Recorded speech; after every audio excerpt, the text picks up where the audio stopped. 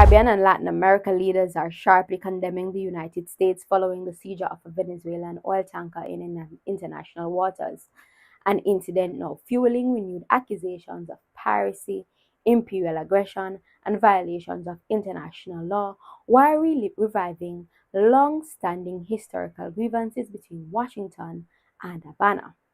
Cuban President Miguel Diaz-Canel denounced the action in a strongly worded statement posted on social media, calling the seizure a direct threat to international peace and maritime security. "We denounce the theft of the Venezuelan oil tanker in the Caribbean waters by U.S. forces," Diaz-Canel wrote.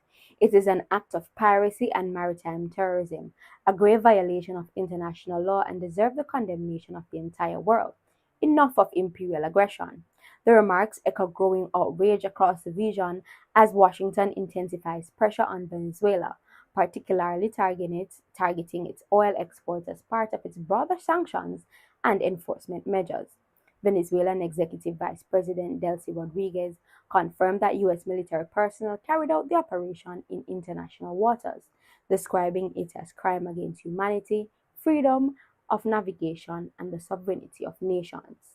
Rodriguez pointed to what she said were clear violations of international law, citing Article 3 of the 1988 Convention for the Suppression of Unlawful Acts Against the Safety of Maritime Navigation, alongside Article 2 of the United Nations Charter, the Geneva Convention on the High Seas, and the Declaration on the Principles of International Law concerning friendly relations among states. Further condemned what she described as a colonialist model imposed by the U.S. through intimidation and the illegitimate use of force, reaffirming that Venezuela will continue its economic and energy development independently, backed by its people and international allies.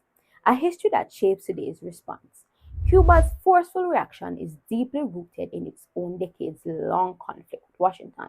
Since the Cuban Revolution, which brought Fidel Castro to power, U.S.-Cuba relations have been defined as hostile. There's been hostility, sanctions, and of course, a few confrontations. The U.S. trade embargo on Cuba imposed in the early 1960s remains one of the longest-running economic blockades in modern history and has been repeatedly condemned by the United Nations General Assembly. Over the years, Havana has accused Washington of economic warfare, covert destabilization efforts, and violations of Cuba's sovereignty, including the continued U.S. controls of the Guantanamo Bay naval base for Cuban leaders.